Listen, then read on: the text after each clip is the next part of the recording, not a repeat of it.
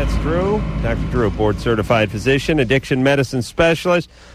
Big night. Big night. Got your Moby. Got your Everlast. Got your Mark Hoppus from Blink-182. Kelly Slater. Comedian Jim Breuer is going to be in here. It's quite a night. What an eclectic evening we have tonight, Drew. I feel there's so much show we just need to get started. All right, let's go. All right. Phone number 1-800-LOVE-191. Dr. Drew, board-certified physician, addiction medicine specialist. And tonight our guest is Moby. And hi, Moby. Hi, how are you?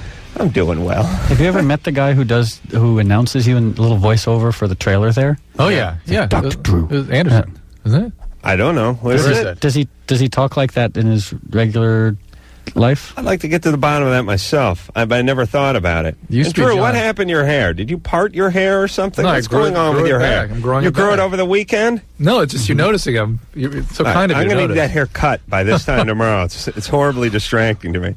Moby, once in a while, a guest comes in here and realizes what's going on or what's not going on, and I never realize what's not going on this show. But at a certain point, right about 10 o'clock, well, the big clock said 10 o'clock, but my little computer clock here said we had about 8 seconds left. Moby looked at the the clock on the wall as our headphones were off and we were talking. My feet were on the desk, and he looked back at us and he said, "Doesn't the show start at 10? Aren't you supposed to be doing something 35 now? seconds from now. I'm a little uptight, I can't help it. Shouldn't you guys be doing something? I mean, Drew, you're a doctor, for Christ's sake. Shouldn't you at least have a pen in your goddamn hand? The show's going to start in 30 seconds. Prepping all day, but you made the you took the opportunity to point out that, in fact, once the mics turned on, it'd be exactly the same as what we were doing before, just not quite as interesting. Marginally worse. Yeah, we prep all day, and then we relax the last 5 minutes. Right. I like Moby, and people like Moby, and I Some people do. A lot of people don't. Really? what's Lately- not to like about Moby? That's weird. Yeah, that's a good question. Like what the most standard criticisms of me are? Yeah, what's the rap? I'm self-righteous, which hopefully isn't true. I think just generally annoying seems to be the criticism leveled at me the most, yeah. No, I mean, you're smart, and you speak slowly, and it's almost calculated. Maybe people think that you're... Smarter than I actually happen to be. Or self preoccupied or something. You know what I mean? I'm People completely self-involved. Really? Yeah, narcissistic to an extreme. You are not. Who are isn't? not. Who You isn't? are. You are What's not. wrong with that? Touring definitely, though, sort of fosters a sense of narcissism. Because you wake up every day, and most of the people you have contact with either work for you or are interviewing you or whatever. That's sort of inflation and different. Narcissism is really, you can't empathize with other people, and all that matters is your stuff. I can empathize with other people as long as they sort of talk about me in the process. My Moby has changed a little bit in a couple of years. Starting to refer to myself in the third person. Oh. Well, you know what... As long as you don't use the we. Or the Moby's having a pretty good time right now. Well, Moby is a guy who okay, and oftentimes I make comments on this show that they start off as compliments and they go a little bit south, but then they come back again. Okay. But I would think that your personality, your look, and your music, I wouldn't think huge mainstream appeal. Oh, no, me neither. Yet you have it. And why? I mean, I don't mean why, like, why you suck. I mean, what do you think the secret of that success is? You know, for the life of me, I have no idea. Because, I mean, I'll read interviews with other musicians. Like, I was reading an interview with Linkin Park. Right. And I like, the guys in Linkin Park are great. They've made a really good record. But in the interview, they were talking about how when they started the band, they wanted to be rock stars. They wanted to sell millions of records. And I never had any aspirations like that. Like, my thought was, like, I'll make music, and if I'm lucky, I'll get signed to some, like, small fly-by-night record company that'll sell 10 records and go back to being, like, the fry chef at Burger King. So maybe it's the fact that you're sort of not central casting rock star, and that you actually didn't want to be here is what forced you here in a certain cosmic way. Don't we always need one guy who doesn't want to be here? Well, no, specifically here hanging out with you guys. This is nice. Thanks. The Moby does? Yeah, the Moby's enjoying himself a lot right now. Don't piss off the Moby. But maybe the people that want to be where you are or pissed off that you can't enjoy it or don't love it or something. You know what I'm saying? I enjoy it, but it feels more like a social experiment, and I don't feel any sense of entitlement. I think a lot of musicians and public figures, one of their downfalls is also this like almost pathological sense of entitlement that they have. Absolutely. And if I start to feel entitled, I just look at myself in the mirror, and any sense of entitlement I have just flies out the window. And the Moby, what do you have any hobbies that are like would you would consider uncreative? Snuff films? Yeah, yeah. Oh, there's a certain Making, artistry appreciating, in those. collecting. What was your family of origin like? What were you grow up like? It was really odd. I grew up in a very sort of conservative New England family. In where? In Darien, Connecticut. Oh my God! Yeah, I know. Darien is we're Stepford wives. I think didn't we talk about this on the TV show? I don't. This. Well. All right, but keep going. That was like 6 years ago. Drew was really. He used to get pretty coked up before because the camera freaked him out. I mean, it's cool. It was medical grade stuff. I was freebasing before I came here tonight, so. But I do. This is starting to sound familiar. So keep going. Well, okay, I grew up in a very, very wealthy conservative town, Darien, Connecticut, but my mother and I were really poor. So my whole life, my mother was a hippie as well. She was painted and played piano in a rock band and smoked a lot of pot. So I had this strange experience where I would go home and my mother would be rehearsing with her band in the living room, and I go to friends of mine's house, the houses of friends of mine, and their parents were CEOs and perfect Stepford wife type family. So it was this odd dichotomy. Huh. And where was your dad? Oh, he died when I was 2. Of what? I drove into a wall. Otherwise, is it a complete fluke accident? Or? I think so. I was only 2, so I don't know. Did you have stepdads or other? My mother remarried actually someone who looks a lot like you, which is disconcerting. Scary. That's got to be weird. And not bad. When I was, but that was like when I was like 22. Not, not much in the brains department, but he's good looking. No, she remarried when I was 22, so I had already left the house. And but they're not male figures through your life or anything. Well, grandfather. Occasional like Hell's Angel boyfriends. Oh, that's what I'm looking for. Now, so do you have more guy friends now or girlfriends now? Equal. I think I tend to have more female friends than male friends. All right. Is that female friends? Female friends. Did I have a Freudian slip? No, you were there. You were there. Okay. Drew, don't ride the Moby. No, I would. That makes sense, right? Because your dad won that. Yeah, I grew up surrounded by women. Yeah. All right, let's take some phone calls, and the Moby will join in. We can continue this psychoanalysis later. This is one about the people's feelings about Moby. You want to take that one? Sure. Oh, no. Anton? I dread this. The Moby, I beg your pardon. Anton? Yeah, what's up? You're 15, what's up? Hey, Adam, Drew, Moby, what's up? Hi, how are you? I've been a big fan of Moby for, like, a really long time, ever since I've been into music. And I've listened to Eminem. I don't really enjoy him himself, but his beats are pretty... What is that? Oh, Eminem. I think not Moby now. I see. Yeah, okay, go ahead. Yeah. Yeah, and his beats are cool, but I don't like him. And I was wondering how Moby felt about his new song, which this is Moby and techno, which Moby doesn't really do anymore. But to be honest with you, more than anything else, I think it's kind of funny. And the video where he dresses up like me, I mean, I'm certainly not offended. I'm still, I'm offended by some of his lyrics, especially the sort of misogynistic and homophobic lyrics, but I'm not offended by the fact that he disses me. I think the video's funny. I actually think Eminem's really talented. Yeah. I take exception to the fact that his lyrics are so virulently misogynistic and homophobic. Mm-hmm. But I don't really have a problem with him. I think he's talented and interesting. As I said, I'm certainly not offended by the fact that he disses me. All right, Anton. Okay, thank you. Thanks. Good times there, buddy. All right, let's talk to Jeff. Jeff? Yeah. 21. Wait a minute. How old are you, Moby? Because I know Eminem calls Moby old. Yeah, I'm 19. Because I got the feeling maybe younger than both of us, which means we have to kill ourselves. I'm 36. So, 38. Drew's 100 and what? No. Timeless. Jeff? Before we get to Jeff, can I... Sure. One time I was on your show, and we got had a conversation with this guy that was so disturbing, I still remember it. We were talking to a man who had a goiter or some sort of growth in his testicles. Oh, yeah. Yeah. And we were talking to him. That's a routine call on the show. And the conversation was going along very smoothly, and at one point you asked him, well, how large is the growth in his testicles? And he said it was like larger than a softball. Oh, yeah, an orange or something. Still, I have this visual image in my head. Oh, yeah. Yeah. I go to bed every night with that and many other visual images. Okay, sorry, from I this didn't mean show. to interrupt, Jeff. I just Softball's not so bad unless it's rock hard. Yeah. Because the softball can be. so I dry. shouldn't be worrying too much. Softball's not bad unless you have some lesbian trying to hit it with aluminum bat. Bat. In which case, don't know. and that weird visor they wear because I know a lot of government-like politicians who pay good money to get hit in the testicles by Nice. lesbians with aluminum bats. Very nice. Moby, are you as disturbed as I am by women's softball with the refusal to wear baseball caps and they wear those funky visors? I haven't seen it. This is the first I've heard about it. It bothers me. Don't watch ESPN3 at like 4 in the morning. You will go out of your mind. Mark? This is Mark. Yes, you're 30, Yes. and your penis was burned by acid. Yes. So what are the ramifications of that? Is it like permanent scarring or? It's going on 2 years, and just blotchy discoloration, and But is it scar? I mean, after 2 years, after being burned with acid, it should be healed and maybe some scarification, but it should be fine, pretty much, right? Am I mistaken? it all turned black and then peeled after about a month.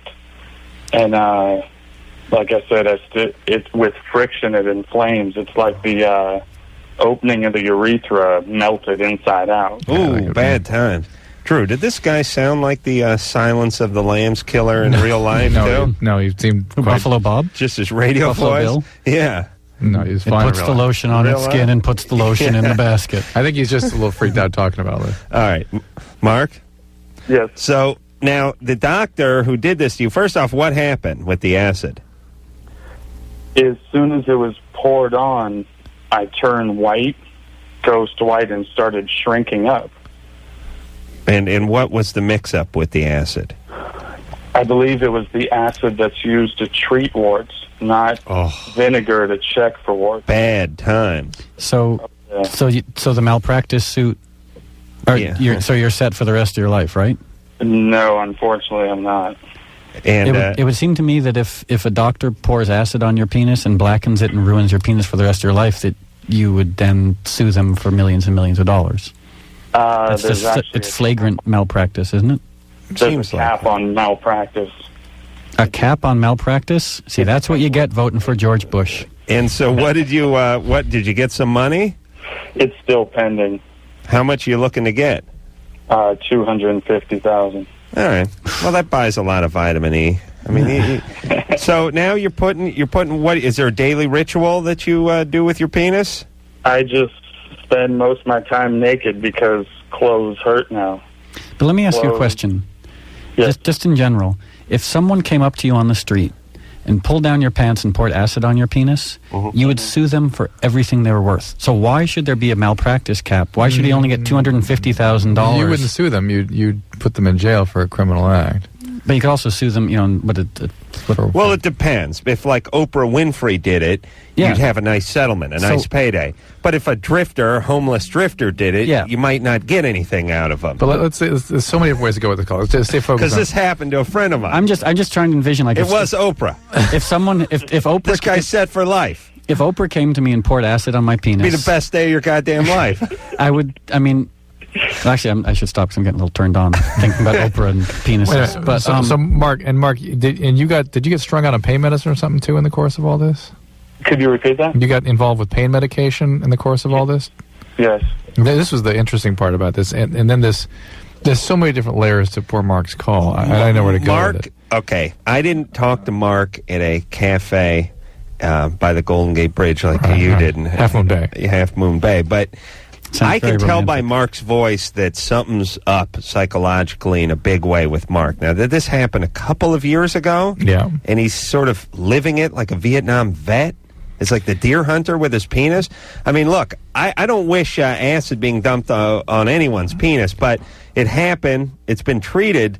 As the Moby said, it's at the point now where it's not a festering open wound. I mean, there's some scar tissue, there's some issues, but it seems like there's a lot of psychological damage too. Well, and what I was trying to make to him is that because he is an addict, that addicts get this pain reward mechanism going, where a pain that causes someone to take an opiate becomes a very highly rewarded and entrenched pain circuit. It's real. It happens. and causes this persistent pain many times that is basically driving the brain back towards the reward of the opiate. And if somebody's recovery isn't going well, is not fully intact, and he mentioned to me some other things about that he'd been given that could kind of perpetuate this, and I was telling him to stay away from pain managers and work on his program, and maybe things that can break these circuits. They're not good, but there are things out there that can arrest these circuits. So it's like neurological Stockholm syndrome. Yeah, it's some neurological circuit. That, Stockholm syndrome. Yeah, you sympathize fall in love with your captor. Yeah. So we could hang the Moby. I mean, you talk about Stockholm, make obscure references that no one else would appreciate. That's nice. We go on vacation, we get bored, and we leave 2 weeks early, and we sit around and we just hypothesize on the plane about who would want to dump acid on her penis. Yeah, like who? I would want the Sultan of Brunei to do it. Oh, good one. How about the richest woman in the world would be Queen Elizabeth. Oh, really? I would like her to do it. Queen Elizabeth, but in a nice regal setting. Yeah. But you never win a case against her, so you really want Prince Charles to do it. Yeah. Queen Elizabeth, she's probably she's royalty and all. The Sultan of Brunei, same thing. Yeah, but she's so well liked, so well loved. She just the Sultan might pay you off. But he might kill you too. Prince Charles, Bill Gates. Yeah, what about a Forbes or Bill Gates? Yeah, Gates or maybe even a Don King. You know what I mean? Because that might be interesting. The guy with the crazy hair. With the guy who wears a chain outside of his suit. Dumping acid on your penis for a change. David? Yeah. You're 25. Yeah. What's up? I actually corresponded with Moby in college via email, and I'm sure you probably talked to a lot of people, kind of when you were less popular, Moby. But I just wanted to say thanks. You used to talk to people. Right. Now you won't talk to anybody. Now I'm the Moby. Yeah, the Moby. I'd like to be referred to as that, please.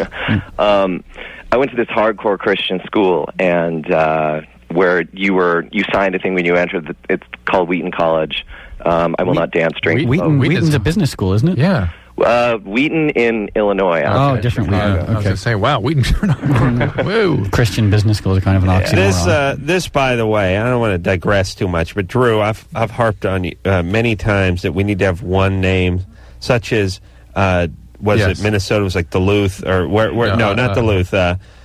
There's one in New York. There's one in Minnesota. Rochester. Yes, there's a lot of confusion in this country. Springfield. That's way too many Springfields, Rochesters, colleges that share the same name. Come on, we're creative. We're creative, Braid. Let's just do the one because it's always confusing. You name the one, everyone pictures something else. Drew and I almost got in a fist fight on the plane over Rochester. I was like, "Are you high? It's in New York." He's like, "It's in Minnesota," and we're both right.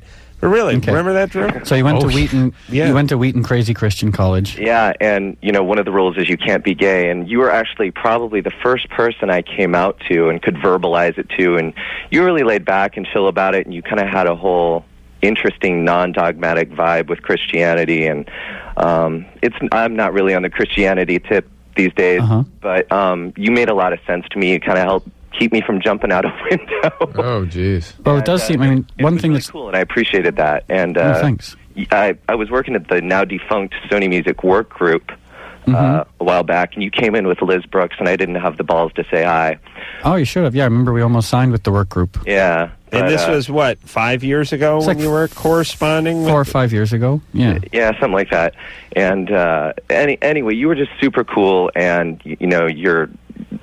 your intelligence and your music and all that have inspired me. I'm a musician, too. And so, anyway, it's very cool. I'm now getting my music in some movies and TV shows. And, wow. Nice.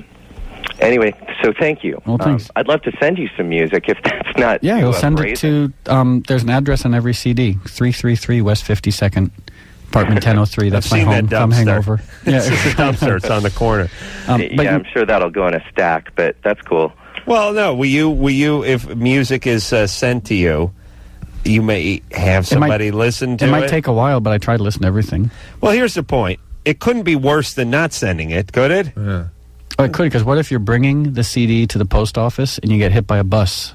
That's right. Don't do it. So maybe hire a Mexican day laborer to run it down. Yeah, but then what if the Mexican day laborer ends up being a serial killer? Pulls a shiv on you. Yeah. Matt Moby's always looking on the bright side. That's very interesting. It's true. You should really refrain from all movement and just stay in your put a diaper on and sit on your sofa like I do and wait to die. All right, let's hear something from That would make such a nice T-shirt. Just put a diaper on and sit around and wait to die. It's a new song. Mm-hmm. other hilarious tales after this.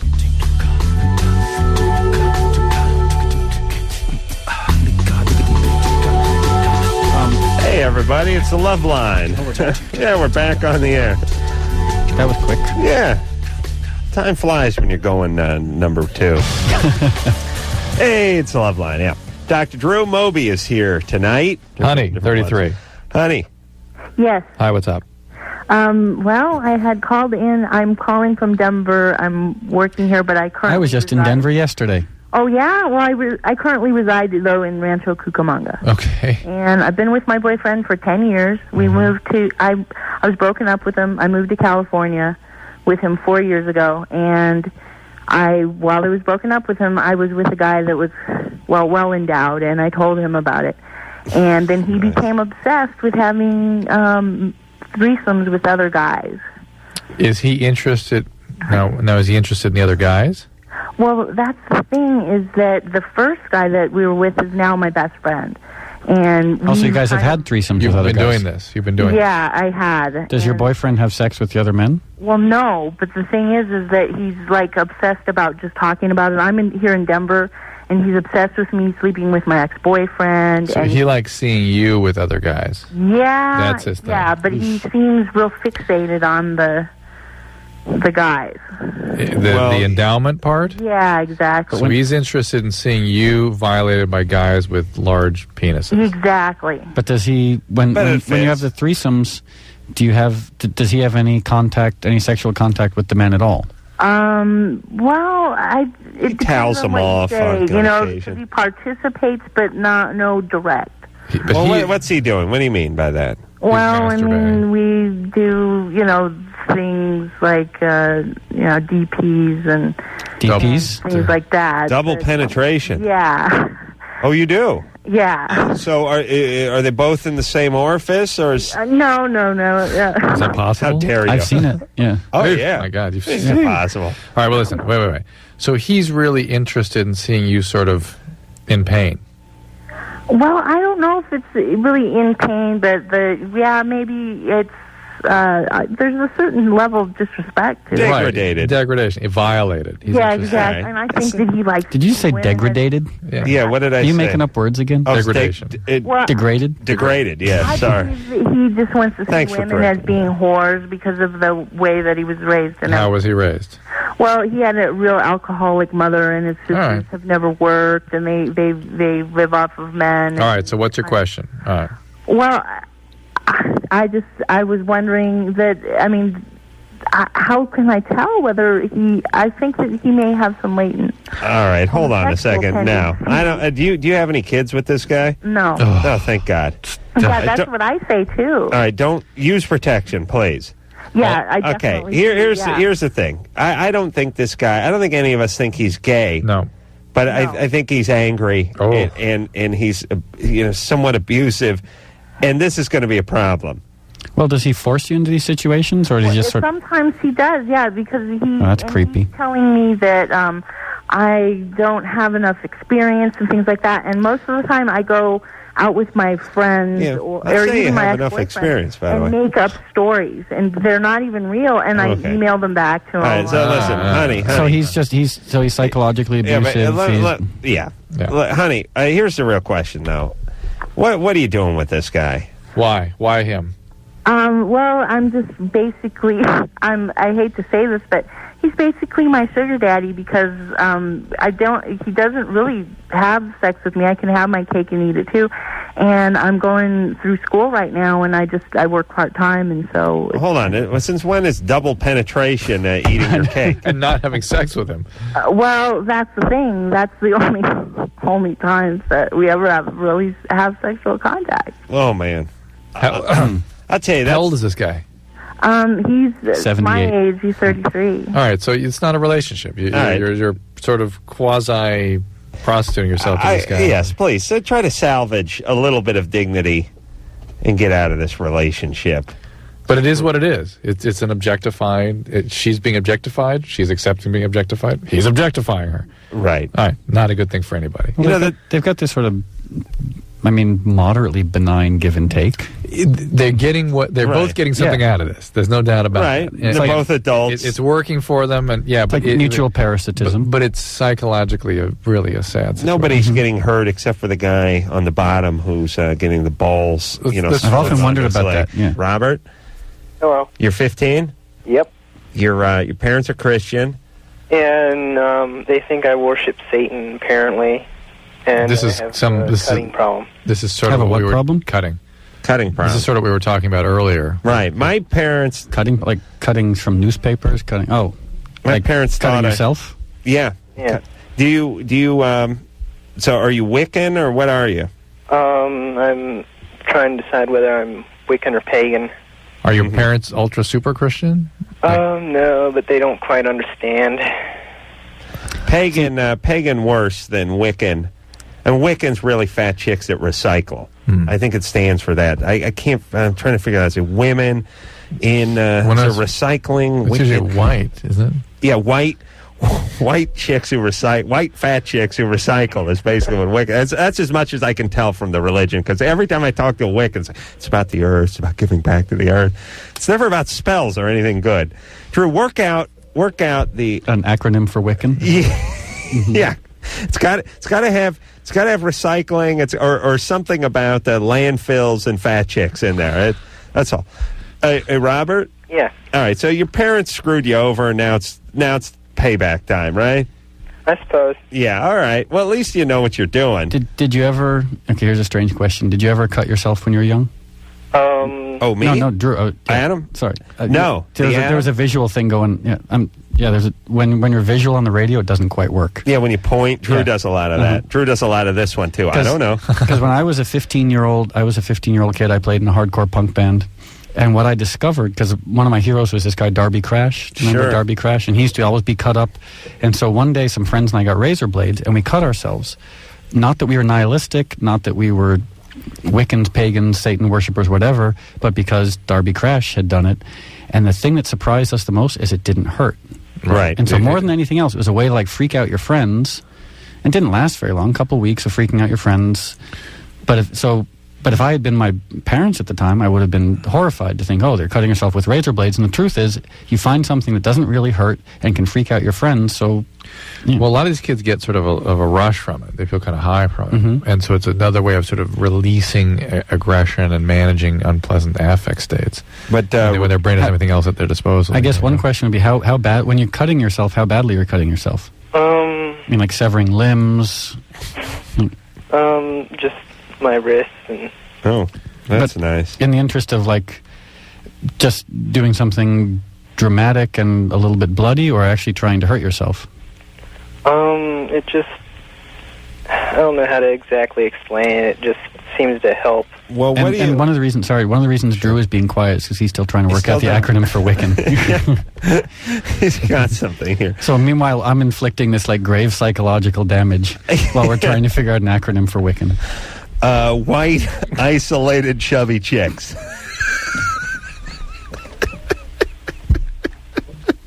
Okay.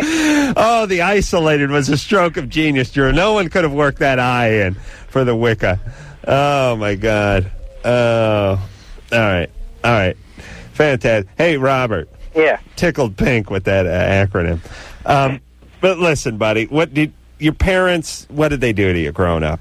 I mean, they just pissed you off with their religion, or what did they do? Well, they pretty much ignore me. All right, and now... Were they real aggressive with you at one point? Yeah, they tried to force a lot of things onto me. Right. Well, let me give you a little life tip, Robert. As you know, I'm a genius. Yes? Sure. Sure is a resounding yes. All right. Here's the thing. You want to get your parents to notice you because they don't really notice you, so you start doing, antisocial behavior. You get into the Wicca, or you get into the paganism, and you start cutting on yourself and all. Well, that stuff's great for a little bit, and your parents will kind of notice you. They'll notice you by, sending you into a padded room and that kind of thing. But then later on, you get out of the house, and you get people to notice you, but it doesn't work. You don't make any money. They arrest you. It's just it's a crappy phase. Well, just screw it. My parents don't even know about the cutting, so. Okay, you're going to make sure they find out soon enough, though. I hope they don't, actually. Why? Because they're going to freak out. But ultimately, that's what you want from them. Yeah, but the thing is that they freak out, then they institutionalize you, and then suddenly you're on all sorts of drugs that you don't actually need, and, you know. Well, I'm already on Celexa, so. All right. What's that? Is that like one of those exercise? You're 15. What are you in the 10th? Going into the 10th grade or something? Yep. Okay. Can you dress normally, make some friends, do well, and go far away to some college one day? Dress normally. Yeah, I just mean don't wear all black eyeshadow and all that crap. You know, and get beat up by jocks. I don't do the makeup thing. Okay. And what do you wear? Mostly darker clothing. Right. And do you ride a broom? You wear a pointed hat? I was a disturbed. Actually, I ride a vacuum cleaner. Yeah.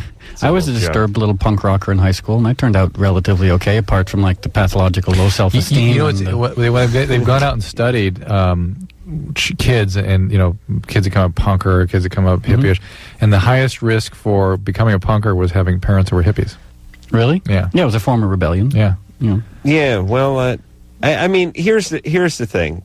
I guess what it is these guys have tough lives already, and through their dress, their appearance, and their actions, they actually invite more trouble for themselves. But they're also then there becomes this sort of like sense of like defiance, and like it's one thing to be victimized for things you can't control, but it's kind of empowering to be victimized for things that you've actually, like situations you've engendered. That's a very good point. That's a very good point. That's what kids do. When I was 15 years old, I was such an utter loser. I mean, so I started, piercing my ears and dyeing my hair. And how did you wear your hair? I would love to see some pictures of you. But he just explained something to us. We've been trying to figure out, for a long time. Is that I know. They want to evoke that as a way of maintaining control over the victimization. Yeah. And the negativity. I gave him credit. Yeah, I thought it was profound. And also suddenly you get attention where there was no attention before. But you're in control. You cause it. It's sort of attention on your own terms, and no one can figure it out because it's negative attention, but yet it's attention that you control. Yeah. And that is interesting. And there is something really empowering in being able to push people's buttons so easily. Especially with something as arbitrary, like when I was 15, 16. Yeah, suddenly I came to school with bleached spike hair with little leopard spots in it. It looked awful. Right. But so suddenly people are, yelling at me, and I'm getting all these hostile reactions, and I even got some positive reactions for something as arbitrary as hair. Right. And so it's like, for me, it was kind of educational to realize that you could do something that's sort of ontologically inoffensive and arbitrary and get such heated reactions from people. Yeah, I think what it speaks to in other people is they tune into the part where you want a reaction, and they oblige it. Right. They oblige you with it. But it's a very good point about being able to control that. Josh? Yeah. You're 17? Mm-hmm. Yeah, so whatever. As far as Robert goes, I don't know. Doing whatever's going to piss off your parents most while you're living at home is really a bad idea. So just especially if they're going to institutionalize you. Right. Yeah. Josh? Mm-hmm. So what's up, buddy? Every time I eat a fruit, I have very terrible gas. Yeah. Very terrible. Mm-hmm. I mean, terrible smelling or terrible feeling? Uncomfortable? It's very long and it smells. Isn't that satisfying, though? Yeah. Oh, Adam's jealous now. Yeah. Oof. Yeah, I would eat that Horn of Plenty every night if I was you. I'd suck it from the small end. Mm-hmm. Hey, Josh? So it causes social problems? It's been happening to me every... Hold on a second. First off, if Josh is 17, then I'm in my 80s. This guy sounds like he's 11. I make poopy long and it's smelly. And I keep hearing the clicking going on, but Josh eats some fruit and he gets gas, and he's like, "Is it painful? It's long." Now, look, look. You think this kid's retarded? Are you actually 17, Josh? Yes, I am. You better be good looking, or you're not going to get laid for a long time. Because of the gas, or he sounds like he's 11. Josh, you make smelly sometimes. Yeah, I've been doing it for the last 5 days. 5 days. 5 days. What kind of fruit have you been eating? Peaches and plums. Why don't you stop? What happened to his voice, by the way? I know. Is it peaches and plums like in conjunction with anything else? Like, cause this is for personal reasons. Yeah. Like onion rings, stuff like that. Outstanding. Onion rings, though. Well, that's what happens. Wait, see, here's what you need to do. You get yourself a blender, some peaches, plums, onion rings, maybe a big jar of mayonnaise, and make yourself a smoothie out of all these things before you go to school. And then you impress people with your flatulence. Impress your friends. Josh, you all right? Do your friends like farting? They're okay with it. The thing is, farting's funny. 3 months. Unless it's indicative of some sort of pathology. Are you all right? Do you have any diarrhea? Not yet. All right, you're good times about it. Don't eat the fruit that gives you the gas. Let's a jack off. And I agree with Moby. Farting, nothing funnier. I crack. That's the only time I laugh when I'm alone, is when I fart. I will actually audibly laugh at breaking a good. Do you give it that? Yeah, I do. And I oftentimes look around hoping that there's somebody I can share this with. Yeah, nothing better. You ought to. I don't know, Moby. You ever sample any farts? Usually, I can't really plan them. I know, but as far as like farting in my studio with a microphone ready and the sampler ready to record. You spend a fair amount of time in there. Seems like if you could get like one of Bowie's biscuits and sample. Maybe I wonder if you'd have start to eating pay peaches and plums. Yeah. All right, let's take ourselves a little break.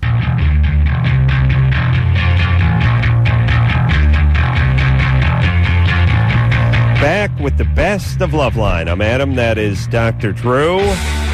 And our next guest is a guy, the exterior, he's a tough guy, but the interior is really pussycat. You know, when I did the Crank Yakers, he's who I was imitating. Oh, you were? He talks. Yeah, in my head. I know it didn't sound like him. That's who I was trying to sound like. Yeah. There's a good part. I don't know if it's in the show or not, but holds the mic up to his chest, and you can hear his mechanical titanium valve flapping up and down. Yeah, Everlast. Yeah, you know what that is? Yeah, that's Everlast. Hey, everybody, it's Loveline. I'm Adam Carolla. That's a hit, dude. It's Dr. Drew. I know, a new sitcom was invented during that break. Yes. Yeah, scrambled eggs. The egg is donated, and 15, 16 years later, the kid shows up at the doorstep. That's it. Wants some of the money. That's the first request. Yeah. Wants some of the $3,500 Sure, bucks. it is. Yeah, and then hijinks ensue after this. Oh, yeah. Everlast is here, and that's the intro every week, is that going down. The showing up at the door. Yeah. No, the donating and buying of the shopping spree. After the egg donation. Like the Mary Tyler Moore show in the beginning when she's running around the streets and, the pigeons are flying, she's on a shopping spree on Rodeo. And it is kind of weird. I mean, this is the real sort of scary societal part is not only are your eggs for sale, but there is a price depending on how tall you are, how blue your eyes are, what your education is. This is what people are concerned about. I mean, it's just a few steps earlier than selling your actual child. I mean, in a weird sort of way. Well, let's even go a little, stretch it even further and go. We took great exception to what the post-Weimar Germany was up to. Right. Yeah, the whole Aryan thing. That's right. And here we are. Well, you know what it is? You know what the other... they won't... I mean, another thing is, like, people get all up in arms about a thing like, stem cell research on, right, children that aren't born or whatever, stillborn, whatever, dead children. But nobody freaks out about somebody just slanging their eggs on the internet. You know what I'm saying? Scrambled eggs, baby. Scrambled eggs, man. I think we're going to be rich. Wait, aren't you rich already?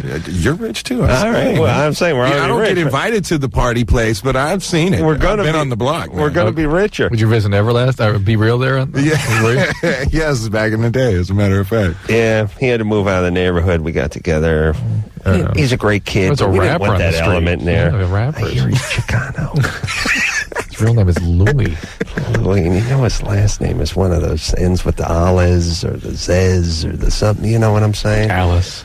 Yeah, it's got one of them crazy Mexican names. No. Straight name? Schwartz. No. He's a Jew. Either way, he's out. Oh, you wrong. You wrong. You getting letters behind that one. Oh, please. I'm telling you. They know. Mexicans and Jews know. They got a strong lobby. Robert? Yes. Oh, good. All right. Hi, my name is Robert, and I was wondering what pericarditis was.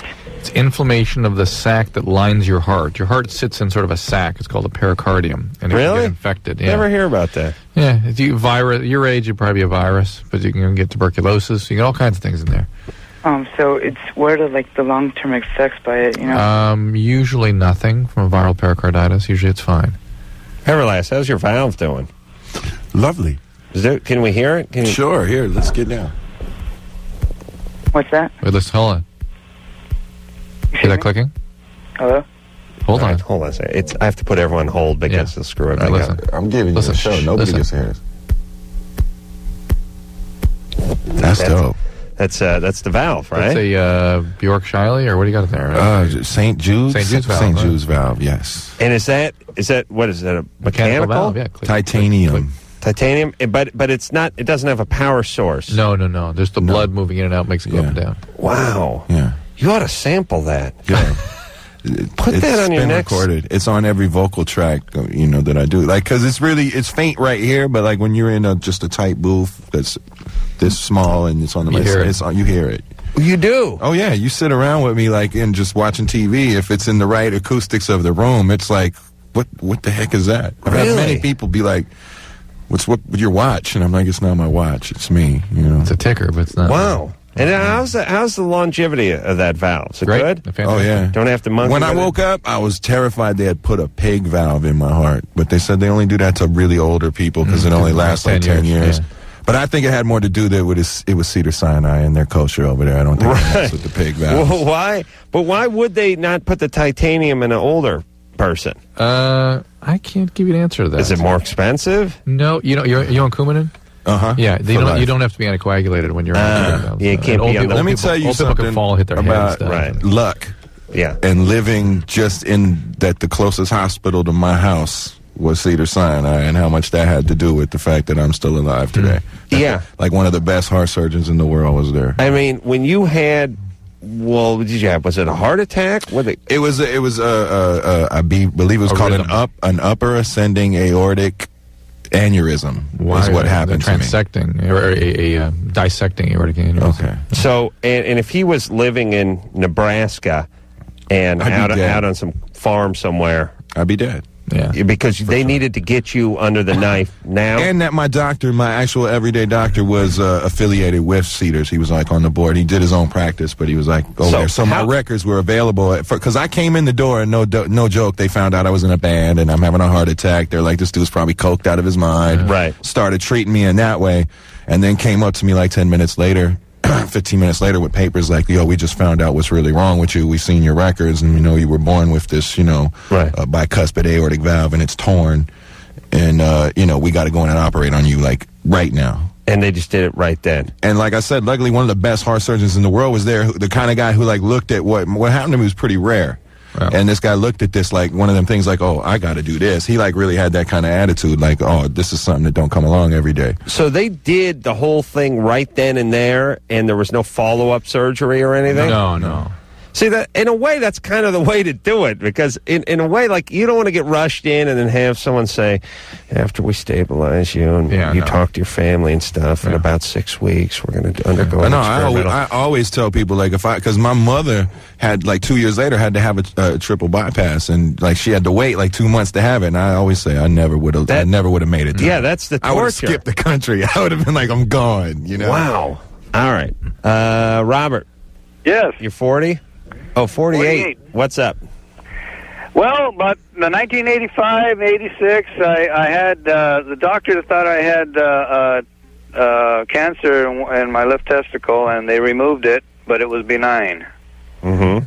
And now I'm kind of separated, and I'm getting back into the dating scene, and I'm thinking about going back to the doctor. He offered at the time that they took it out to put a prosthetic in. Yeah. And I just want to know what are the complications and any side effects. Why did you say no then? Well, I was married. I mean, I had one partner. It didn't matter. And why is it an issue now? Well, he's no, I mean, what he said. For me, the very meaning of the word cosmetic is such that it almost can't apply to testicle. The cosmetic testicle. Those two words don't go together. Well, if a girl is going down on you with her hand and trying to, feel around, you feel kind of shy. You don't want the issue to come up. Well, right. Why do you only have one? What's up with this? I had cancer. I had a tumor. They removed it. What's the big deal? I'd rather. I could feel this guy where he's coming from. He's saving himself. He doesn't want to have to break it down every time. Like he's about to. Listen, I had this whole ordeal that I had to live through in my life. Think about it, though. He's not 18 though. He's 48. Yeah, but let me explain. All the more reason he might be a little inside. I'm 33 and I can hear exactly where he's coming from. If I was waiting I dread the moment she's going to see I got one ball. Oh, God. Yeah. It would be an uncomfortable thing. What if he had no balls? She'd be like, whoa, good times. No. Good times. Here's what happens. Here's how it works. You're getting intimate. You meet this new chick. You finally feel like you're closing the deal. She's feeling around. All of a sudden, there stops. Like, what's up? And you're like, I lost a testicle to cancer about 10 years ago. And she's like, I lost a son to cancer, too. And then she breaks down and starts crying. Next thing you know, you guys are sitting up, drinking herbal tea in the kitchen. You got nothing. You don't want to shift the focus. I get that. You want to break the stride, but I'd love to hear from some women about this. And women just tolerate testes. But listen, right? no, women do not like. Would you shut up, Drew? You know nothing. Shut Drew's mic. He's driving me nuts today. Women do not like the look of a testy, but they also don't like the look of something that is atypical or missing or grotesque or something like that. Grotesque testicle. Well, what I'm saying is the only thing worse than a healthy sack is a sack that's been damaged. I'm saying it's like this. It's about he's about to get the prize. She's gonna go down there and he doesn't want to break a stride. Yeah, and it's like cancer, and the topic is just not a sexy thing. Right. You know what I'm saying? Go ahead, Robert. Get your prosthesis. No big deal. How do they? What do they do? Put a yo. Are you a bro? Am I a what? No. You're a white dude, are you? Yeah, I am, dude. You are? You seen any videos? He's 48, dude. He probably don't watch MTV. All right. But you haven't heard me call him dog yet, have you? He can't be black. I would have worked that in at some point. Biatch. Yeah. I would think that if he was black, he should be called Everlong.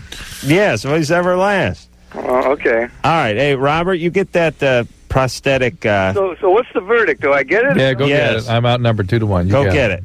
So what's no side effects? I mean, no. You waited a little while. I imagine it was much easier surgically before the scarring and whatnot. So it'll be interesting to see if they can actually pull it off. Man, but by the way, surgically, my thing is it's all the same. It's just like when you got your car at the shop when the guy says, well, as long as I got up on the rack and I got the discs off, you want me to repack the bearings? It's going to be a lot easier now. It's like, just do it. As long as you got the sack open, put the fake one in. Should have done it 10 years ago. Good but time. I guess they do it out of glass, right, Drew?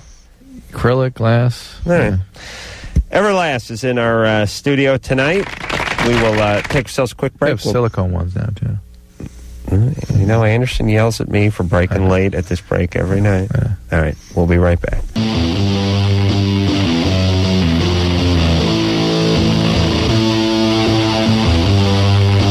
Love to hear it. Hey, more of the best of Loveline. I'm Adam. That's Dr. Drew. And one of the true nice guys in rock and roll coming up. He is... He stole and married our Loveline TV booker. Yeah. We had a booker way back when on Loveline, the TV show, and I don't know where he met her. Maybe he met her on our show. On our show. All right. And he married her and made an honest woman out of her. And then gave her herpes. His name is Mark Hoppus. Let's get back to the phones. Mark Hoppus is our guest tonight. He's Hello. From Blink-182. Thank you very much. Thank you. Very popular band out here. I don't know. We're in the Southland. I don't know if you've heard them around the country. I have a really big dick. That's one thing you've heard. You've also, they've gone as far as Bakersfield. Yeah, we've played extensively through the Bakersfield and through the, what's that valley called at that part? Runs through the center of California? S Valley. San Joaquin Valley or something like that? San Joaquin, yes. I knew it started with an S. We just played Bakersfield. That's right. That's right. They have. Mike? Yeah, hey, how are you guys? Good. You're 29. What's up? Yeah. You know, I've got issues. I call you at the age 29. I'm looking to hook up and get married to a Catholic girl. Uh-huh. Mm-hmm. Are you a Kiwi? An Aussie. Okay. Yeah. Keep going. My questions are going to my Pekka. Yeah. That was our last Aussie caller. Called about 3 years ago. Oh, geez, mate. No, I'm a world traveler. Travel all over. Right. 26-year-old virgin. Hook up with her, deeply religious. You know, I've never dated a Catholic girl. Right. But, you know, I got together. I thought she was really cool. You know, start promising the moon. Mm-hmm. You know, Did you put it in her pouch, mate? Oh, I did. I gave her a little down under wonder. Yeah. She had been a virgin? Well, she was a virgin. Then she, you know, we started knocking boots for a little bit there. And then she stopped because she felt bad for her religion and she wasn't married and everything like that. All righty. Mm-hmm. Now what?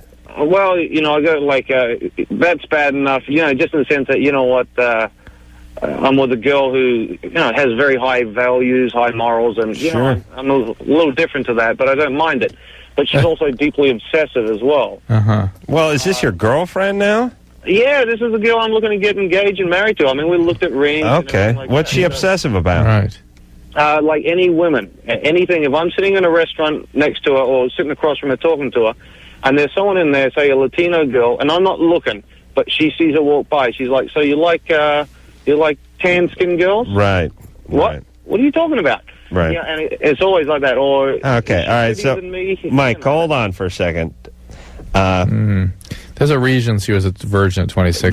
That's what I was going to say. It was not her religion. Okay? Right. So, Mike, or as I like to call you, Mick, because that was the name of the title character from Crocodile Dundee, Mick Dundee. Yes. Mick, you got to look into her issues, and it's not just that she was a devout Catholic and very pure and you know, had different sensibilities, so she didn't lose her virginity until she was 26. There was some energy there and some issues there, and possibly some issues surrounding men. And sexuality. Sexuality, maybe her dad. And possibly some heavy issues. Can I just I'll mention something? Yes. Yeah, just good thing. This is what disturbs me greatly. If you're getting naked and you're about to get a little sneaky freaky, have some fun there, she'll put her hand on her crotch, or if you even go near it, she'll spend the next month panicking that she's pregnant. Yeah. Oh, my God, that's some trauma there, Mike. Right, that's it, Mike. That's the word. There is some trauma there. All right, so, Mike, here's the deal. I mean, Mick, here's the deal. Mike. Mick Dundee. Do not marry her. Not yet.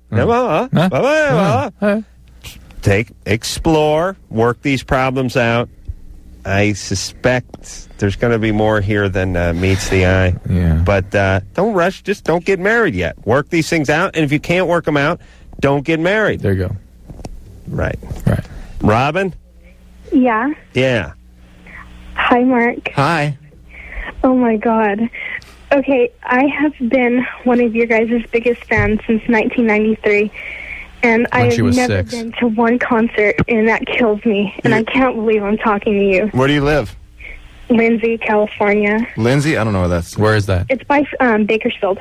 We just played Bakersfield not too long ago. Hey, did you hear my voice go all screech right there? We just played Bakersfield. Yeah. Turn it to Bobby Brady.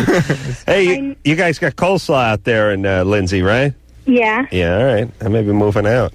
I couldn't go to Bakersfield because I was grounded, so... What'd you get grounded for? Hopefully it was something good. Grades. We just played Bakersfield. Go ahead, Robin. Okay. My question is, you know how you guys would have, like, we get to send mail to Sombrero? Yes. Do you guys still do that? Do you, like, go check it every time, or...? We still do check the mail at Sombrero, Mexican food restaurant. Yeah, because I've sent so many letters, and I don't know if you guys still do it or not. So you do? Yeah, we do. We get all the mail from there. We go, and they'll hand us, like, a box of mail, and we'll sit there and read it. And they actually... Sombrero actually uses them to serve up their soft tacos, their fish soft tacos. They actually set it onto the fan. Mails, in the plastic baskets, then the mail. You know, in England, the fish and chips with the newspaper? Of course. Same thing. Blink-182 fan mail. Okay. Just kidding, Robin. Yeah. All right, babe. Okay, wait, can I ask one more thing? No. You've asked 2 things. That's enough. Okay. Tell him you love him. Tell me you love him. I love you. There you go. All right, bye.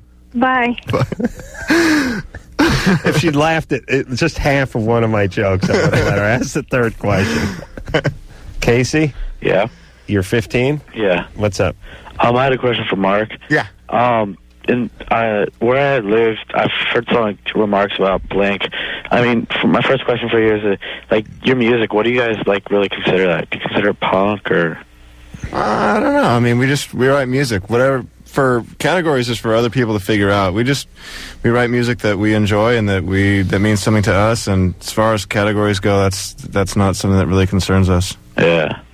Okay, because I've heard some people, say they like your older albums because it's more quote punkish or whatever, and you guys have turned pop. But I mean, I still like everything you guys do. See, that's weird to me because I think our older stuff is way popular than our newer stuff. I mean, if you listen to stuff off of Cheshire Cat, Wasting Time and M&M's is really pretty. I mean, it's pretty sing-along-y kind of stuff. I thought we got harder as we went along, but we just write music and. Yeah, but don't you think that people sort of base that on sales? Success. Like if one album sells 200,000, it's like, yeah, that was really raw, that was really punk, and you're edgy. And then if you sell 10 million records of an album that may be punkier, they're going to go, that's more mainstream, more pop. Yeah, definitely. All right. Hey, Casey? Yeah? You're 15, baby. Yeah. Why don't you start sounding like you're 15? This is Santa Cruz, Adam. You were smoking a lot of weed? Oh, yeah. No, I don't smoke any weed. What, are you depressed? No. What's the matter with you? Nothing. Just family issues, I guess. All right. That's called depression, though. Sound like an old soul at 15. Yeah. It makes you depressed, all that family stuff. When I was 15, I had a wind-up beanie on my head and a bottle of Jergens in the other hand. I was be realistic here. Either you or I would have sounded exactly like Casey at 15. No, I wouldn't. And 17, and 19, I wouldn't sound like Uncle Charlie from My Three Sons. Like,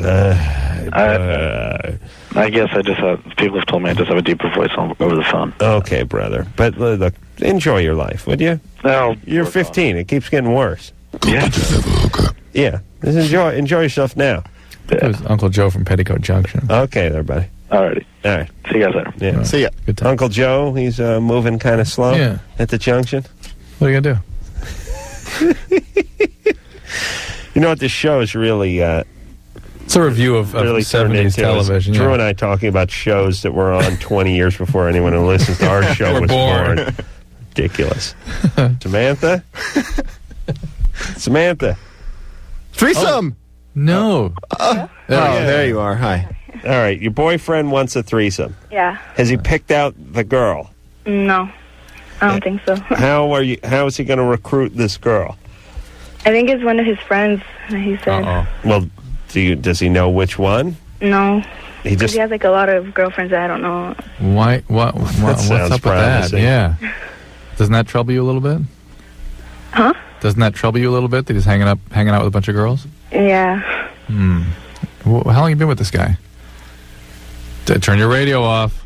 No, listen. Again with that. Oh, who cares? I'm not asking questions twice and dealing with the incoherent on this show. I'm done with the what? Just forget it. You call this show. Our phone screeners tell you to turn the goddamn radio down. You refuse to do it. So you sit on hold, and then I hang up. All right, bottom line, this guy sounds like an a-hole. Not interested in Samantha. And Adam has a way of abusing victims, so she must have been a victim. What's up? Jay? Hi. Oh, you hear yourself again there in the background? Yeah, Jay? If you keep listening, you're going to hear the part about me calling you guys a-holes for not turning your radio down. Okay. Okay. You ready? Yeah. I've got a problem. Hold on. Are you ready? He's the one that has to turn his radio down. We're waiting for him to turn his radio down. He wants to know if we're ready for him. How dare you? Rick? Yeah. You're 32. I am. What's up? I got a couple questions for Mark and one for Dr. Drew. Yeah? Mark? Yes. You guys hear it all the time, but you guys rock. Thank you. If there's ever been a funnier video than all the small things, I'd really like to see it. Thanks a lot. 2 questions for you. All right. How did you guys meet? Tom and I met because my sister was dating one of Tom's best friends, and so she introduced us. Okay. Yep. Did you live in the same how did you vicinity? come up with the name for the band? Well, I live with my dad in a small town called Ridgecrest, and my sisters live with my mom in San Diego. I graduated from high school in Ridgecrest and moved to San Diego to go to college, and so that's how I met Tom, when I moved to San Diego to go to college. So the day after I moved to San Diego, I went to Tom's house and met him and started playing songs in his garage. Wow. And the name, to answer your second question, Tom made up just Blink. He thought it'd be a cool one-word action verb. He wanted to be named after a verb, and so Blink was the one that we chose. And then there was another band from Ireland called Blink, and so we chose 182 to differentiate ourselves. I see. Why the numbers? Okay. The numbers, I wish there was a rad story, but it's totally random. What happened was we had to change our name. The label called us up and said, you need to pick a new name. We said, all right, we'll call you back. And we never called them back. And 2 weeks later, they called us up again and said, what's your new name? We said, oh, we haven't decided. We'll call you back later on this afternoon. And it kept going that way for about a month. Finally, they called us up and said, if you don't choose a name on this phone call, we're picking a new name for you. And so we said, all right, how about Blink 182? And that's... Really? Who said that? Whose brain did that come out of? I think mine. Wow, that's just completely random. Yeah. That there's 3 numbers there. Mm-hmm. Interesting. Were you looking at something? No. In fact, I remember there was a point where we were going, what sounds better? 182, 174... And so there was about 3 minutes of that. We just said 182. Wow, interesting. Okay. And now Ridgecrest is up there in the Mojave Desert. It's out. Yeah, it's out there. Oh my God. That's where I grew up. Adam. Oh my God. This trumps Phoenix. Oh, way trumps Phoenix. Yeah, this is like the Mojave. No, this is. It's not hotter than Phoenix, though. When it is. Not all year round like that. It's the road to Mammoth. Yeah, it's. No. Yeah. We had one stoplight when I was growing up in this town, one. And then when they had the second stoplight, they had like a parade, and the mayor came out and cut the tape. It was in front of the Inyo Kern courthouse. Oh, true. What do you know? I had a speeding ticket up there once. Had to drive back. They made you drive back to Ridgecrest to that in itself should be like your sentence. That's your sentence, just yeah. showing up. Yes. Okay, you paid your debt to society. You came back to this stinking town for a second time. Oh. Yes. 21 years of my life spent in that place. Oh. I mean, it is a tumbleweed town. There's stuff blowing down the streets. Yeah, absolutely. Oh, yeah, because you see it on the way in. I mean, when you're going, do you see it on the way into Yosemite? If you take that route, but it's off in the distance. It's like it's not even by the road, right? Yeah. What was your dad doing? Like running moonshine? No, he designs missiles and bombs for the military. Oh, that's right. He's very excited right now. He called me the other day because it's the national celebration of I think it's the 20th or 50th anniversary of the Sidewinder missile, something like that. So he's got very exciting. Yeah. Che? Was that your question? What my dad does for his living? No, Rick. Jay got angry with you, Adam. Hung up. Jay, did you hang up? No, I'm still here. Oh, there he is. All right, what's up? I've got a problem with my girlfriend. All right. I've been with her for 1 year, like Saturday. And at first her parents were cool with us being together. She's underage. And at first her parents were cool with us being together, but now they're not. Mm-hmm. That's the way these things turn into legal actions. Yeah. That's the way I'm that trying to break it off with her. How old is she? She's 14. Oh. You're 19, huh? Yes, sir. Hold on a second. See, my impulse is Jay was a jackass when I first tried to speak to him the first couple of times. Mm-hmm. You know what I'm talking about? Yeah. See, he was on probation for anything. You on probation for anything? Am I? Yes. No. Okay. Well, you soon will be. And you having sex with her? Yes. Oh, you are such a you lovely shouldn't individual. Be saying that on the radio, frankly. Well, maybe I shouldn't be asking. Okay. We appreciate your candor, Jay. You can look up candor after we're done with the call. But now, listen. You want to break up with her because you think her parents are going to come down on you now and say they've threatened you. They threatened to send you to jail. They're not threatening at all. You know what I'm saying? They're not threatening at all. They're not? No, they don't even know we're together now. Well, they thought we broke up a while ago. Well, why do you call and say that her parents are not down with you two? They weren't cool with it, which is why we made them think we broke up. Well, but you did say initially they were cool with you. Yeah, they told me to move in with them. What switched things around? Me and she ran away from home, and I was staying with one of my friends at the time. I didn't know what to do with her, so I took her to my older sister. Yeah. And to ask my sister's advice, and my sister's like, all right, come on, I'll take you home. And she did that, and my girlfriend's dad, got up in my sister's face and started cussing at her. And later that day, we saw him, and wherever he's from, I didn't want to fly over it. I'd be scared at like 40,000 feet. Jay just used the S word, so I put him on hold. All right, so, no doubt the girl's dad's an a-hole, too, right? Listen, and why else would she go for Jay? Look, okay, listen. And he's Jay, abusive, that's why she went away from listen home. to me. What do you want to do? You just want to end up on the Springer show or something? No, I'm trying to break it off with her. Okay, that's it. Tonight I tried to do that, and she started crying. Well, listen, she's 14. Her grown-up teeth are probably coming in. That's why she's crying. She believes she's going to marry losing you. her baby teeth, or she sat on her retainer or something. She believes she's going to marry you. That's in her mind. Okay. And so the breakup thing is out of the blue for her. She can't maybe fathom that. But that's, of course, where these relationships... By the way, when's she going to be 15? June 8th of next year. All right. So you've been dating her since she was 13? Yeah, and I was. Oh my God! I had just turned 18. Okay, listen, screwball. What are you doing? You can't date kids. At first, I didn't know how old she was, and then I found out. Hey, she's 8th grader, Jay. We just stayed together. Hey, Jay, 8th grade. All right. Well, as long as you didn't know the first time you met her how old she was, and then decided to stay with her after you found out she was 13, you're making quite an argument for yourself, Jay. I had already kind of fallen in love with her. No. Jay, listen, what's up, brother? You're 19 years old. Come on. You're supposed to be looking for a job at this point in life. What are you doing, working some form of construction? No, I was in construction for a little bit. But, yeah, shocking. Couldn't maintain. What are you doing now? I'm a waiter at a restaurant. Oh, really? But it like IHOP or Arby's, like one of those ones where it's not really a waiter, but you bring the syrup. Kind of things like you bring part of the stuff, but not the whole meal. Yeah, right? No, not really. All right. You got coleslaw where you work? Oh my God. Yeah. Do you have an ice cream stand? Do what? Do you have an ice cream stand? Yeah, because Mark's going to do whippets while I eat the coleslaw. All right. Sounds good. All right, listen. You break up with her, and from now on, you date old chicks like that's like what I'm 18. trying to ask your advice on. How am I supposed to go about breaking up with her? You just do it. You just do it over the phone, and she's kind of like, I want to meet, I want to exchange this, I want to talk to you, I got to see you in the face. Contact. Do the Stop gentlemanly contact. thing and just stop calling her. Give her a break. No contact. No contact. Ugh. But There's no Jay, way to let it any of this. Jay's an idiot. Jay's going to get into another scrap with Dad, and she's a mess, and he's 13. And oh, my God. Meets her when she's 13. Jesus Christ. Oh, my God. What the hell?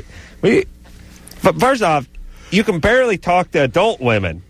Imagine 13. You know what?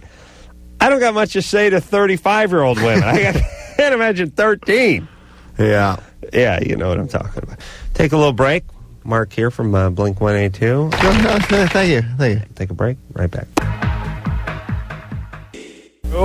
Our next guest is higher than Snoop Dogg and marginally funnier than Margaret Cho. It's Jim Breuer. Yeah, drop. Yeah. Drop. I tell you, where are them juggies? Yeah, you got them with you? How many times have we asked that? Where are the juggies? They're all getting. What time is it? I'm at 4 o'clock. I'm hoping they're asleep. They could be hopped up on coke with some Arab guys, but they probably passed out by now. Yeah. What's the Arab guys? What is it? Arab guy? Oh, yeah. Jim Breuer is our guest tonight.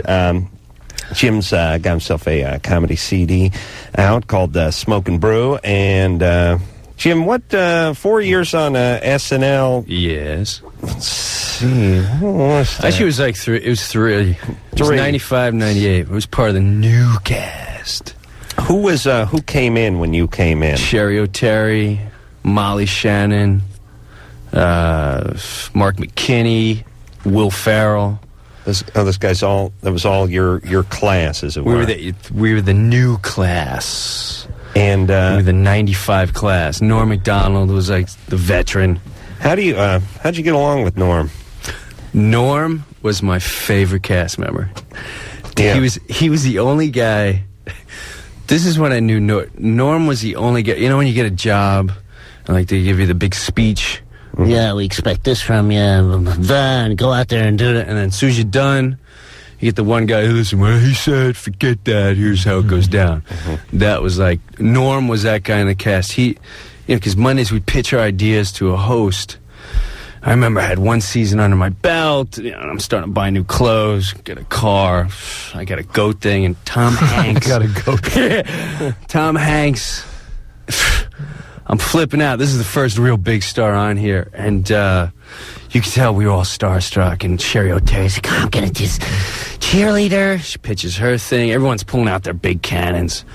I'm gonna do Mary Catherine Gallagher. I'm gonna do the goat. And Nora's like, yeah, I'm gonna do the guy who poops his pants. You're like the guy, you're like, I got poop in my pants. That guy. There's a story, I can't tell it now. I did on the thing there, and they were in a press conference. It's on the CD. Did you see him on Dennis Miller? Wait, what did he say? Nothing. On that thing there, yeah. I'm guessing the referring CD, to the CD that's you see him on not in Dennis this Miller? room. No. By far, Norm was the funniest guy on the show. He just said it the way it was, and if he didn't like it. Right. Even told us, don't put me in sketches. Right. I'm going to do update, don't put me in a little gay sketch in the background. Yeah, I like Norm. Norm I know a little bit, and he's authentically a strange guy. I mean, He's a strange bird. It's not an act. I mean, the guy's a gambler. But he tells you right up. Yeah. And I've never. I don't know any. I mean, women like him, but I don't know any women that like him. Do you know what I'm saying? like him. They're the spite ones. Yeah, it's not. I don't know. I think he's a misogynist, but he definitely seems to get along with them. I don't think he has. They a lot think he's hot. Every chick that meets him's like, God, look me up with Norm Macdonald. Yeah. I'm like, are you sure? Because don't come to me after I do.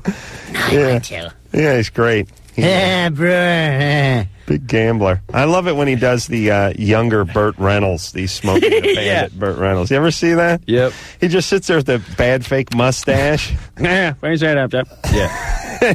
He dresses in the smoking the bandit outfit, and he just sort of stands there, and he does that chewing motion, you know? Yeah. He doesn't really say anything.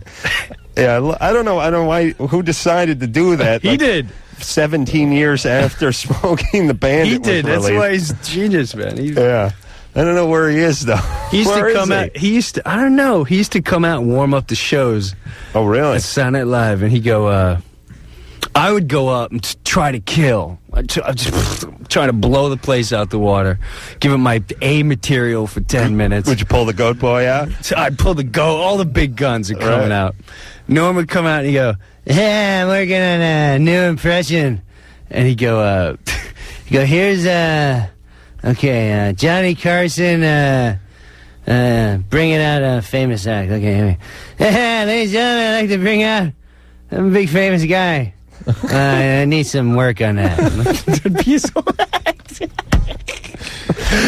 Yeah, he just didn't Norm. care. I like him. I got to get Norm back onto something. Amy? Or maybe off of something. Amy, you're 22, but hold on a second. I was reading the screen. At least he doesn't hide it. No, he's got problems. Jordan? Yeah. You're 15? Yep. You had sex for the first time? Yeah. When? I had sex about a couple of weeks ago. Mm-hmm. I believe him. Yeah. See? And you lasted for 1 minute? Yep. I believe that too. I don't know if it's pleasing for the girl or not, you know? Don't worry about it. Not at this stage. Nothing you do first time out is going to be particularly pleasing for her. Was it her first? No, it wasn't her first. Right. It was like her second or third. Still, she got a ways to go before it becomes actually But is that pleasure. normal, though? Or Well, that's good. Yeah, first time out, most guys are rather rapid or have trouble getting an erection. It's real There's common. always some trouble, and it runs the spectrum of too long or too quick or not at all, but there's always something. That's scary. Go ahead and get a relationship going with her, and things will work themselves out. Yeah. Is she your girlfriend, Jordan? yeah, she's my girlfriend. Okay. I mean, I don't know. I mean, is it okay for her to get angry at me? Or should I just let that go? Or? Did she get angry at you? No, she just kind of, because she didn't get any pleasure out of it. Well, what about oral sex? No, we haven't tried that yet. All right. What do you mean she got angry? Yeah. It's weird. What do you mean, Jordan?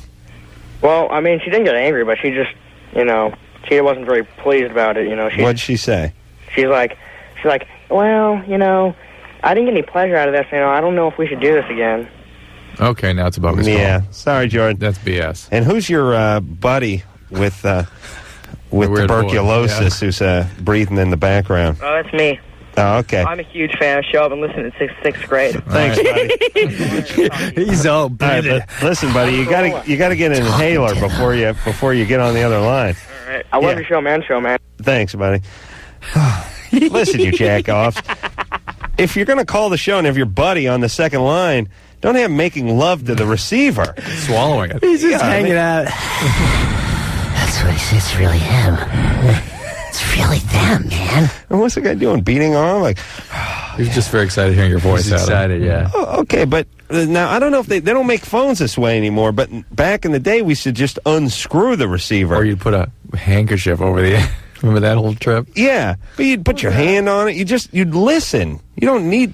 See, like, remember the old school phones? You could physically unscrew the thing and pop that thing Just out. on a wire too. Yeah. Yeah, it was good. Yeah. So I don't believe that kid, right? No, ridiculous. I believe he's a virgin. Not a virgin though. I got not a virgin from his voice. I don't know, Drew. He may be a virgin. You can tell right in the voice. He may be a virgin, and he's guys who get laid don't make as many prank calls. By the way, that's when the prank calling ends for guys. That's why all you and all your comedic buddies.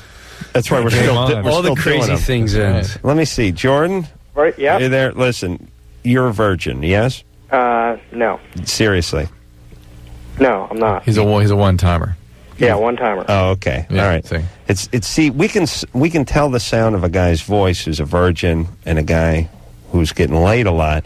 But the one-time guys, it's hard because it's the crossover voice.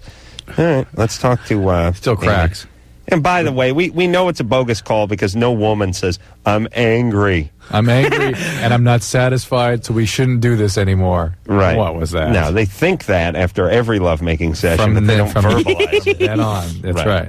Amy? Yes. You're 22? Yes, I am. What's up? Well, I don't know necessarily where to start. I've been in a committed relationship for about 2 years, and we decided to have some fun, and we brought, a girl I was attracted to into the relationship and had her a couple times, and then her boyfriend wanted to join us, so we had him in the relationship. Wow. And, of course, we had unprotected sex, and about 10 days ago I had a nice, wonderful sore in the area between my anus and my vagina, and I decided to go to the doctor because I have regular physicals. In May I had a full STD check, and I tested positive for herpes. What do you mean you tested positive? What test did they give you? Well, what they did is they more or less scraped the cells. Okay, all right. She opened up and looked on my cervix. All right, that's how you do it. Okay. But ultimately, I started the medicine. I'm on Veltrex now, and I just need to know how to approach this couple that we've been with. I mean, I don't want to point fingers, and I don't want to, because the blame's on myself for more or less having unprotected sex with them. But, I mean, I need to know more or less how to approach them and how I should handle my sex life in the future. Well, as far as I think you have a sort of ethical obligation, and it's from a medical standpoint, definitely important that they know that they have this thing. You think they don't know? Well, sometimes women don't know. Some women carry and don't know. But the point is, your obligation. Would you get it from the woman or from the guy, though? Well, that's what I want to kind of know too. Is the clinician, I guess is her name. I don't know. The lady I talked to at the clinic said that people carry it and they don't know. That's right, women. They have their first outbreak. It's more not their first outbreak. They have outbreaks and sort of miss them. Okay. How do you miss that? Because sometimes they're not that severe, or they're inside the vagina, they're not on the outside. Wait, but how does the woman give it to the other woman on her vagina? Well, it's in the between Anusberg and Vaginaville. Yeah. Yeah, but and maybe it was on somebody's hands. You see what I'm saying? Really? Wow, could pass through it like that. What was going on? Did her vagina get near your vagina? Well, I was fisted. But that could be something also. But hold on. What happened to you? I got to laugh and beat off. Hold on. I didn't think this stuff really happened. We were together when the four of us were together. Is right after the outbreak occurred. But wait a second. I'm curious what her boyfriend does during the fisting. Like, sweetie, I'm going in the kitchen. You want a tab or anything? You want a tab? How about I know you got I gotta get the one hand used up, but Bob, you want a Michelob or something? You hear him in the other room. What are you swinging at? That's a high pitch, stupid. He's watching Sports Center, drinking a beer. I was fisted. Let me ask about the fisting. It's something that seems to be thrown about quite casually, but are people making a fist and they go in and make the fist? But it's done with the what would this be called? It's fist. Snake. Yeah. Snake move. It's fisting. It's like when you're trying to get that last pickle out of the jar. You don't make a fist and ram it in. You slide it in. And then something out of the garbage disposal. Right. Yeah. Oh, true. No, that's what it is. What kind of euphemism is that for a woman's vagina? It's just how the hand is garbage disposal. I've never heard it referred to as a garbage disposal. Wait till I tell your wife what you called her. You haven't seen Amy, right? Oh, wait a minute. Yeah. Hey, Amy. Yeah, I'm glad you guys have humor over this. Well, that's the way we deal with tragedy. It's all good. Right. Now, let me just ask, and we'll answer your question, but the fisting part. Mm-hmm. No fist on the way in, right? Well, it's like, I'm wet and I'm moist, and I like the pressure. In fact, I'm actually scared that when I have children, I'll orgasm from it because I like the pressure that's there. Now, if you orgasm, does the kid just go shooting out like you're launching a water balloon from one of those? No, okay.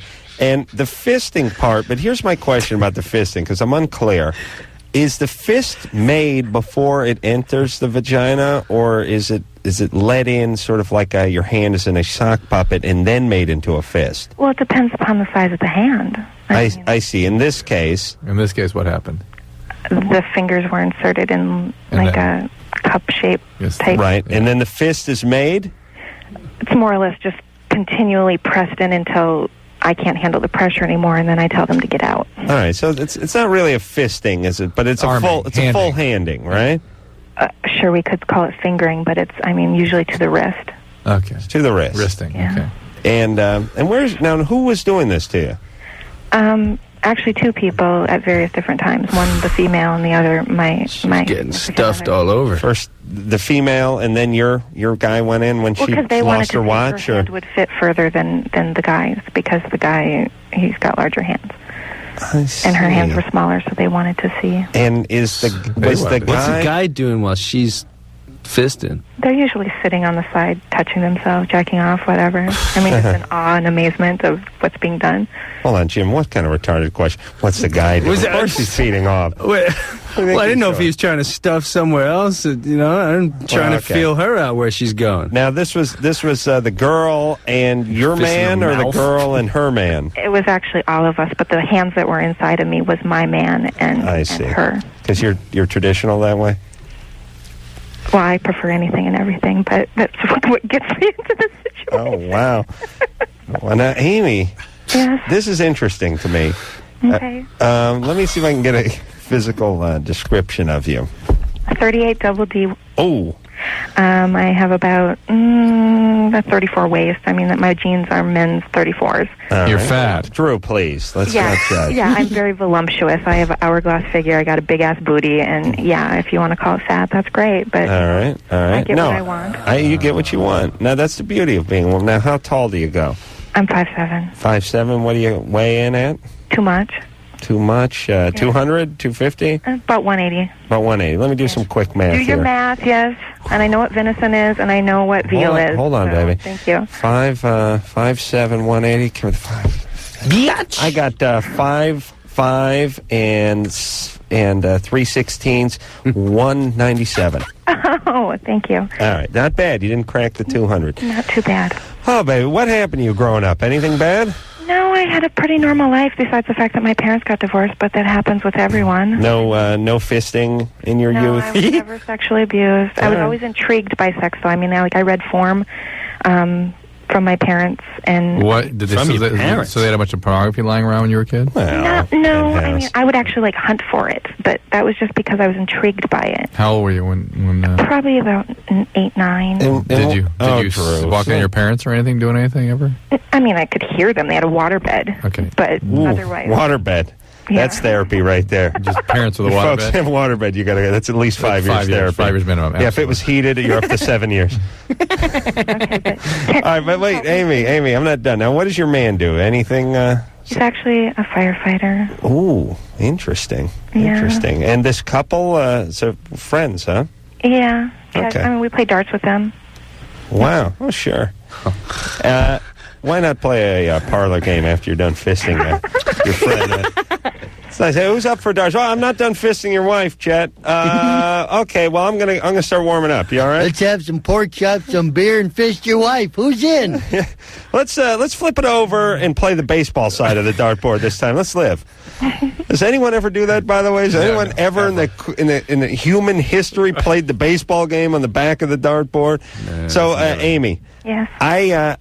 Well, it seems to me that you have an open relationship with these people. I mean, you're someone who doesn't mind speaking your mind. You've got to just put them on notice. I think whether you want to send them a letter or whatever, they probably knew about it. They probably exposed you to it. And there's no doubt that she's worried about sexual relationships in the future. Just be honest with people. Make sure they wear a condom. Make sure you're not having an outbreak, and they should be reasonably protected. All right, let's take ourselves a little break.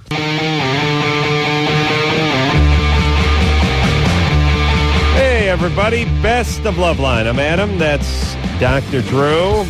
Our next guest is a world champion surfer who's, I'd say, the biggest name in surfing. I finally saw that Blue Crush thing. Oh, yeah? Yeah, I saw it on a plane a couple days ago. Was he in there? No. No. But I just, made me think of him. Smooth segue, Drew. How many years of radio you got on your belt? 30 years? Is this thing on? Yeah, you don't know the name of it, do you?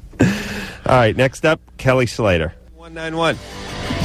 Kelly Slater is our guest tonight. Kelly is a 6-time world champion surfer. All right.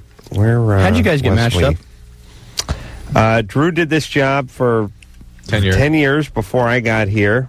I showed up at K-Rock, the mother station out here in Los Angeles, and the station that this show began on before it was syndicated. I was doing a little work on the morning show.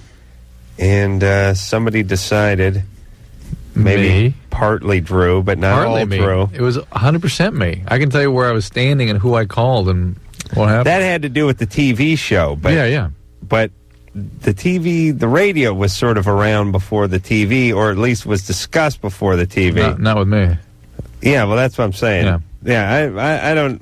It took me a little while to grow into the TV show because I was so used to listening to you guys on the radio, and then when I saw the TV show, it didn't move as quickly or something.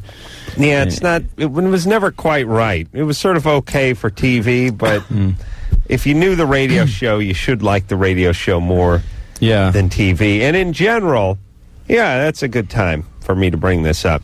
You folks out there, you should be listening to more radio, more talk radio. It's interesting. That's all I listen to. It's stimulating. There's a lot of good, talented people out there. You don't have to listen to us. You can listen to other people. It's a good thing to do. I was thinking It'll make you smarter. Yeah, I was thinking about this same thing today. I was thinking about our television show and about how so much of it was a visual thing and the content almost didn't matter to people. In radio, the content's everything. Yeah. What you say is the whole deal. No, it's TV is visual content. Yeah. I mean, you guys should have just hired a whole bunch of the hottest girls you could with really radical problems. We did some of that. Yeah, but the thing that's they called it the Man Show, though. Oh, how dare you! That's right. That's a modern classic. But you ironically poke fun at your problems, and it's all good. Yeah, it's fun. Yeah, the Man Show. The guys end up getting the short end of the stick in that show anyway, if you really think about it. All right, let's move forward here and take a call for Kelly. Alex? Yeah. You're 16? Right. Kelly, I was wondering, how come you threw the contest at Lowers today? You threw it. I just didn't feel like winning $30,000 in a car, that's all. Didn't feel like... Well, also, you've been lagging on the ASP. I mean, you come back, you're tired, right? After winning, and you come back and you're just doing horrible. What's the deal? How come you're just not in the mood to win this year? Huh? Should I hit you with should I hit you with the emotional side of it or? Oh yeah, go. You are an asshole. There you go. Well, if I got to get serious about it, my father passed away right after the first event, That was how long ago? That was in April. And did that affect your surfing?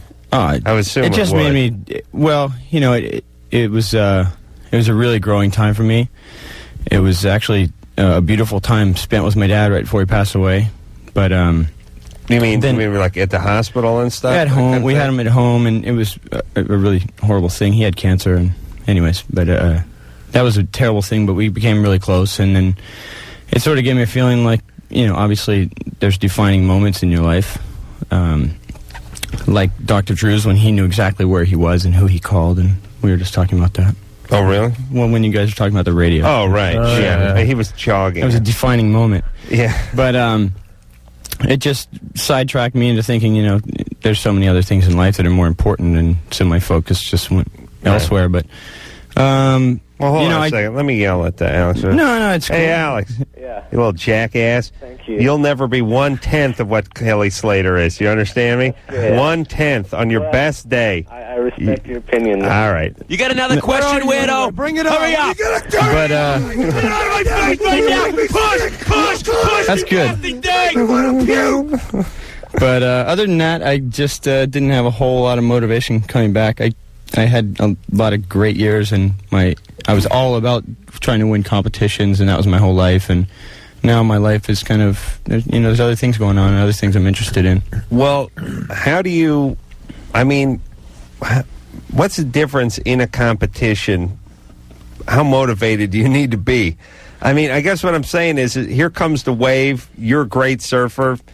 What's your approach? Why would it be any different? I mean, you lost the eye of the tiger kind of thing? No, there's a lot of practice. You're not practice as much. No, I'm practicing a bunch. There's a lot of subtle things that go into competing at a high level at anything. You know, chess or cross country biking or whatever you're gonna do.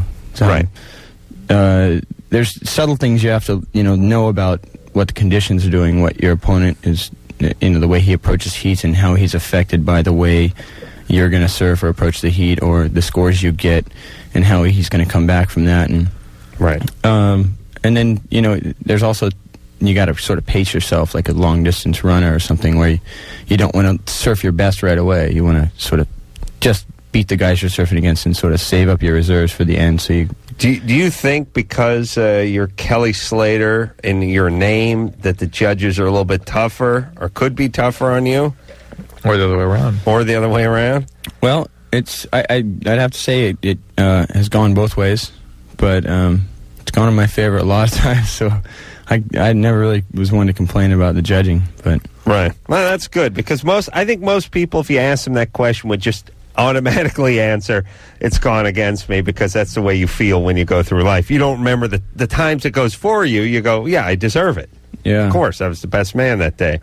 Well, if you go out and you surf a really great heat, and you come out in the next heat and you surf pretty well, it's, you're going to be judged kind of harshly. Right. So the idea is the order as well as... Drew, what are you doing there? Look, I don't take offense to that question you asked me, though. So right. I just didn't like Alex's attitude. You can take a shot at him all you want. I don't like it. I don't like when this... I don't like... You know what I don't like? I don't like teenage boys. I don't like snotty teenage boys. You should be insecure. Your voice should be cracking. You should be popping a zit and crapping on yourself when you're calling a show. I don't like these teenage guys we call that call the show and act like we called them and woke them up. They're like, yeah, what, dude? I just hate those guys. Okay. Kelly Slater, our guest, pro surfer. We'll be right back. Well, there it is. The best of Loveline. I want to thank Moby and Everlast and Mark from Blink-182, Jim Breuer, and Kelly Slater for all being unwitting guests of our show tonight. I want to thank Engineer Anderson for working tirelessly, putting this whole project together. So, until next time, this is Adam Carolla for Dr. Drew saying, mahalo. This has been Loveline. The opinions expressed on this show are not necessarily those of the staff, management, sponsors, or this station. The producer for Loveline is Ann Wilkins Ingold. Loveline is a presentation of Westwood One Entertainment.